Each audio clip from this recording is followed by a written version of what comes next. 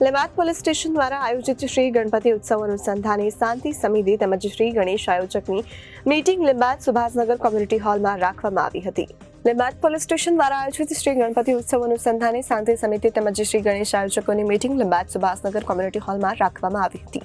આજરોજ લિંબાયતના સુભાષનગર હોલ ખાતે લિંબાયત વિસ્તારમાં આગામી ગણેશ ઉત્સવને લઈને જે મૂર્તિઓની સ્થાપના થનાર છે એ ભગવાનની મૂર્તિઓની સ્થાપના કરનાર મંડળો સાથે એક મિટિંગનું આયોજન કરવામાં આવ્યું। આ મિટિંગમાં આ વિસ્તારના રહેતા આયોજકો અહીંયા હાજર હતા।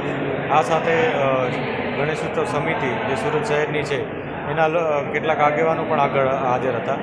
બધા સાથે ચર્ચા કરવામાં આવી જે ભગવાન ગણપતિની જે મૂર્તિ છે એની સ્થાપના જે નિયમો નક્કી કરવામાં આવે છે એ મુજબ થાય, રજિસ્ટ્રેશન થાય, મંડપની સ્થાપના પણ એ પ્રકારે થાય કે જેથી લોકોને અડચણ ન થાય, સેફટી રહે, ભગવાન ગણપતિની મૂર્તિ છે એની પવિત્રતા જળવાય, તમામ લોકો શ્રદ્ધાપૂર્વક એમાં ભાગ લઈ શકે, બહેનો દીકરીઓને પણ કોઈ તકલીફ ન પડે, એ લોકો પણ સારી રીતના ત્યાં ભાગ લઈ શકે, આરતી કરી શકે અને જે આ સમગ્ર તહેવાર છે એ ખૂબ જ પવિત્રતા સાથે શ્રદ્ધાપૂર્વક અને સામાજિક તથા ધાર્મિક એકતા સાથે ઉજવાય એ પ્રકારની ચર્ચા કરવામાં આવી। લોકોને વારંવાર રજિસ્ટ્રેશન કરી અને સંકલન કરવા માટે જણાવવામાં આવ્યું છે।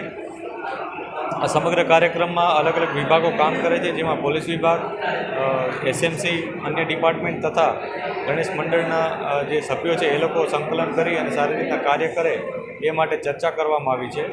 અને વિસર્જનના દિવસે પણ શક્ય હોય તો સ્થળો પર જ વિસર્જન કરવામાં આવે જેથી સોસાયટીના અને આ સમગ્ર આસપાસના લોકો આ વિસર્જનનો જે તહેવાર છે અને જે વિસર્જનની પ્રક્રિયા છે એમાં ભાગ લઈ શકે અને દૂર સુધી જવું ન પડે। લોકો જેમની ઉંમર વધારે છે, નાના બાળકો છે, એ લોકો પણ અહીંયા રહી શકે અને વિસર્જનની સમગ્ર જે કાર્યક્રમ છે ઉજવી શકે એ માટે અપીલ પણ કરવામાં આવી છે અને પ્રકૃતિના અનુરૂપ સ્થાપના થાય અને વિસર્જન થાય એ માટે પણ અપીલ કરવામાં આવી છે।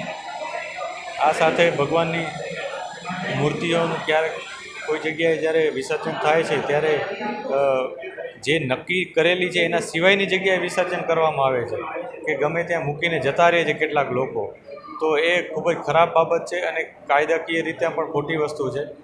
તો આ કોઈ ઘટના ન બને અને સમગ્ર તહેવાર ખૂબ જ સારી રીતના ઉજવાય એ માટે પણ ચર્ચા કરવામાં આવી અને સાથે સાથે અપીલ પણ કરવામાં આવી છે। Reporter Samir Syed, Janadesh news, Surat.